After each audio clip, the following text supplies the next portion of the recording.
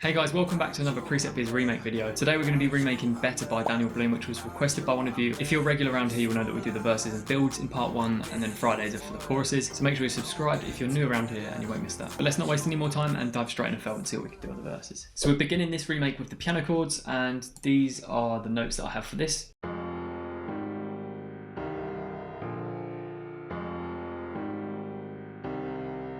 So there's a really slight variation here you can hear where we basically lose the root note here and it climbs up an octave. And to achieve this sound, I'm using Direct Wave again, which is just like a sampler library in FL. We're then layering this with FL keys to kind of add more of the top end that was kind of missing from this sound.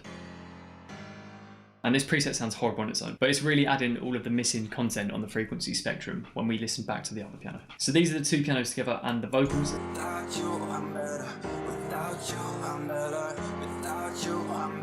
So now we're using our first synth in this song, which is a pluck called Rules, which you can get in Synth Pop Vol.1. Again, we're playing the same chords, but it sounds like this time around.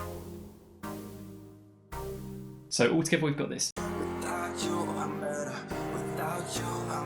And on the processing, I've sent all of the chords to one insert, and I've got the Opticom XLA here, which is just a really good compressor if you want to glue sounds together, and sort of doing about 5 dB max reduction. We've then got a bass layer which consists purely of this preset here, which is a pad preset, which is a pad sound from Main Stage Vol.1, and this is how it sounds.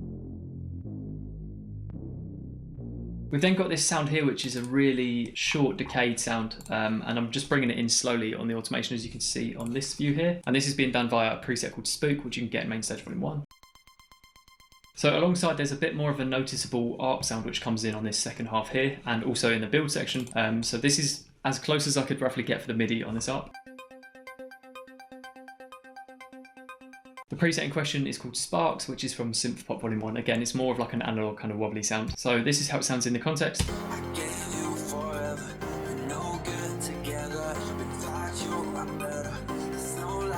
So now we've got some drums being introduced, and we're starting with a clap, which this one here comes from Fish in the Lake Vol.1. This is again just like a bit more of like an 808 kind of drum machine clap. And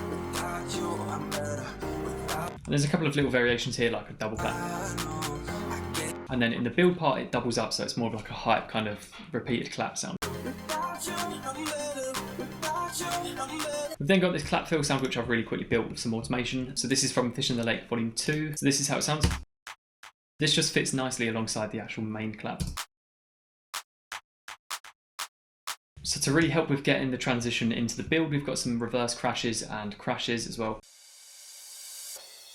And then we've got this impact, which just fills out all the top end and just really builds up a lot of hype around it.